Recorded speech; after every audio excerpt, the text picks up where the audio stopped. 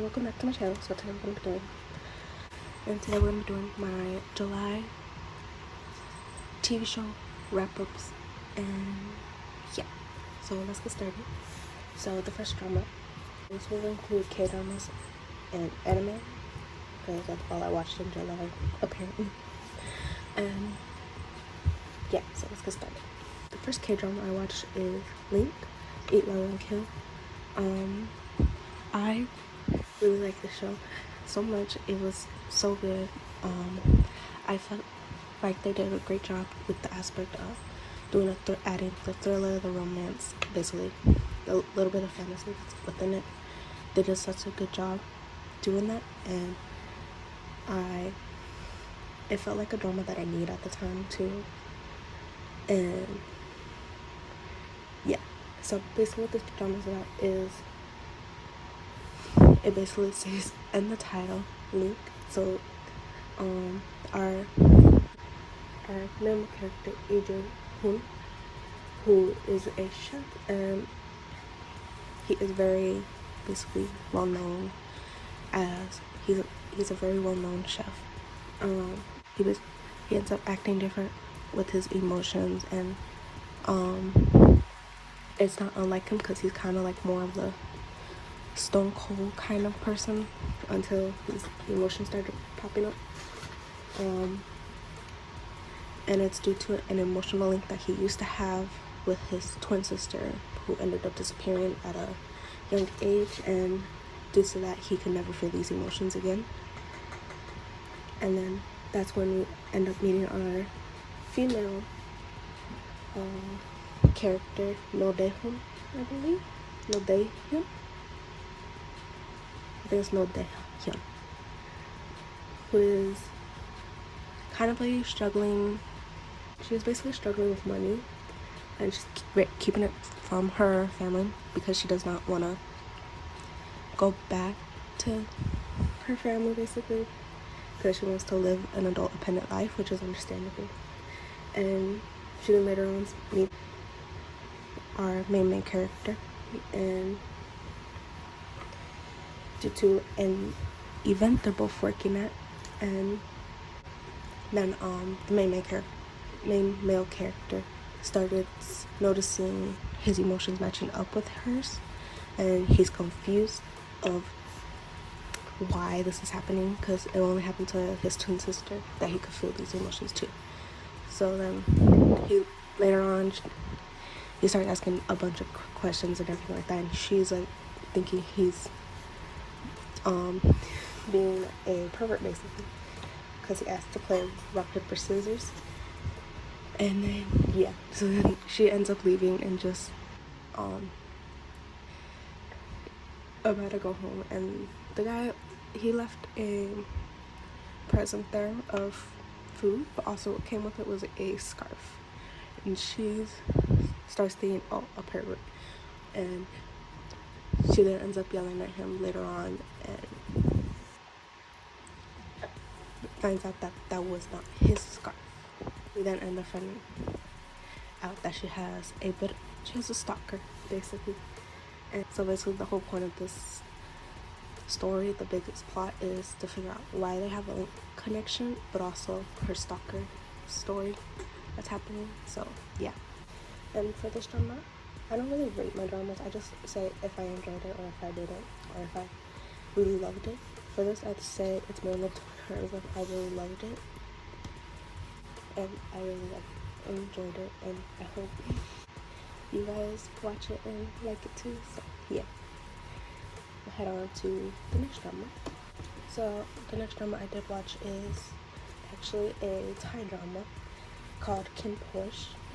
So this is actually a mafia drama and also a BL drama.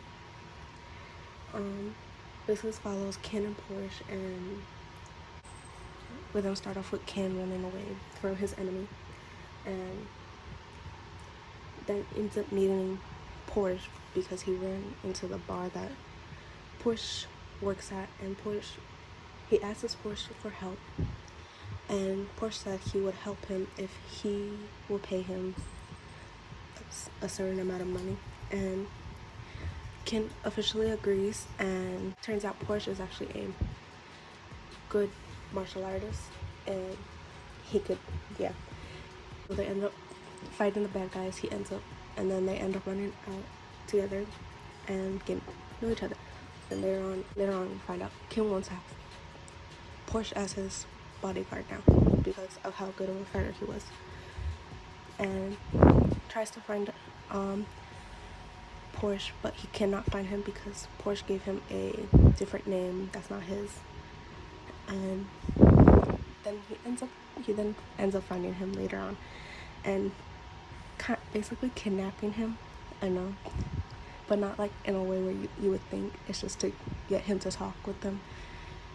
Which, okay, I was just like, okay. I don't think we need to do that, but okay. And basically they end up interrogating him, saying, oh, I want you to be my bodyguard or become a bodyguard. Porsche ends up disagreeing, then he runs away again, and then we find out the reason that Porsche does not want to become a mafia bodyguard is because of his little brother. And I love his little brother. I'm just gonna say that right now. I love him. He's such a heartwarming character, and I just love him. And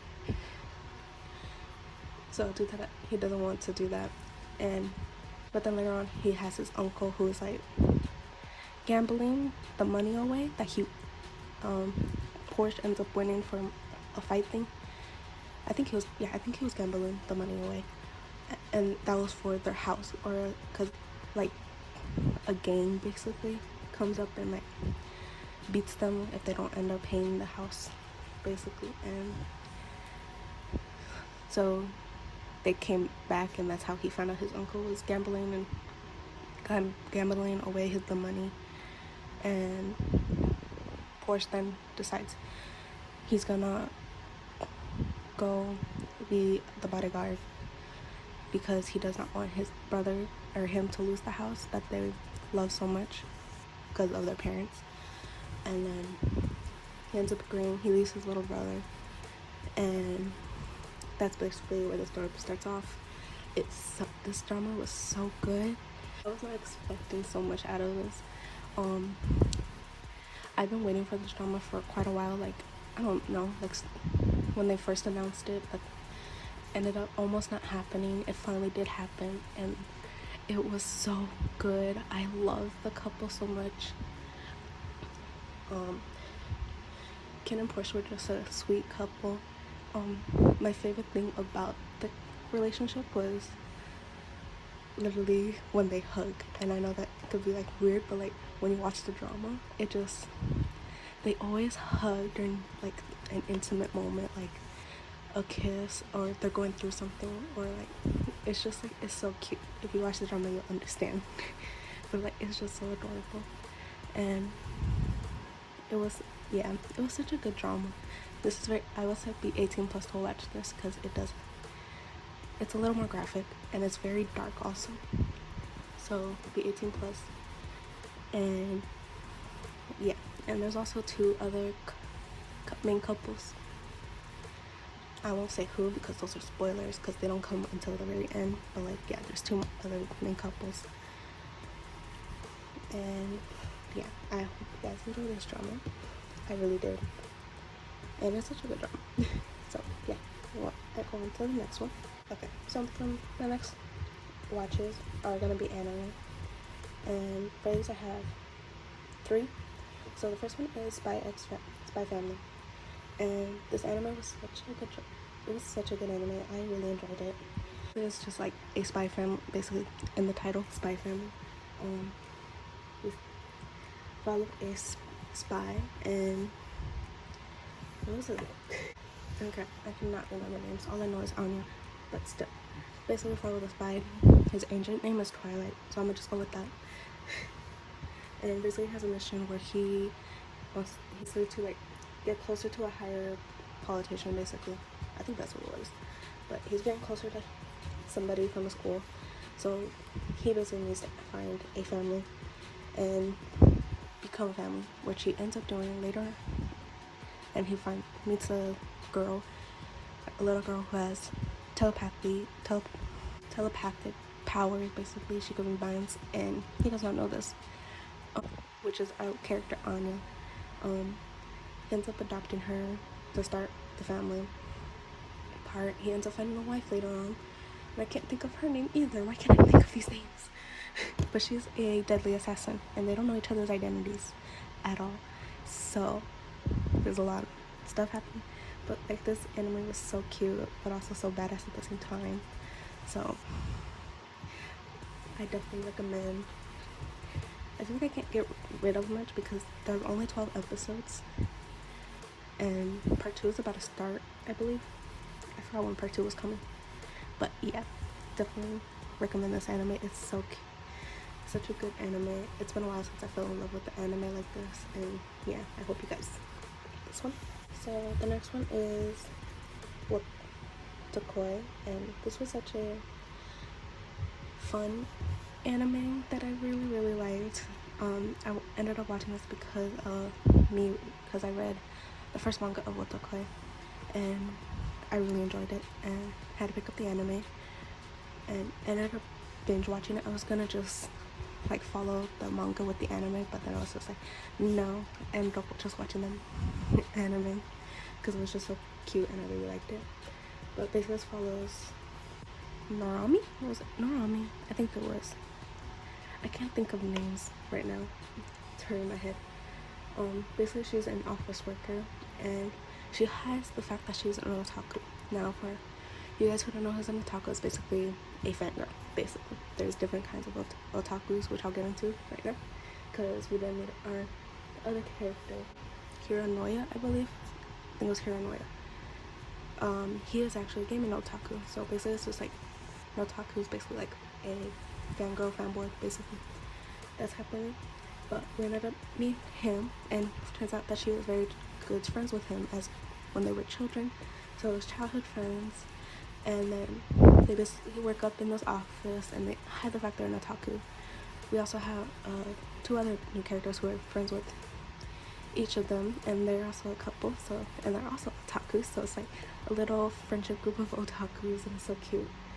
And later on, they start talking about dating, because she says it's really hard to find someone to date when she is an otaku, and they are and not a lot of people accept otakus, basically. And he then says, why don't you date otaku yourself? And she was like, oh, like she thought of it. And later on they start dating. They agreed to start dating, and it's just so cute. And so there's like such a cute and awkward couple. It's just so cute. Like, this anime is so cute. Like, that's really what I could say for it. Like, I hope you guys like. It's just a fun time. It's so funny and everything. So I hope you guys enjoy this one, because it's just so cute. So yeah, I hope you guys enjoyed this video.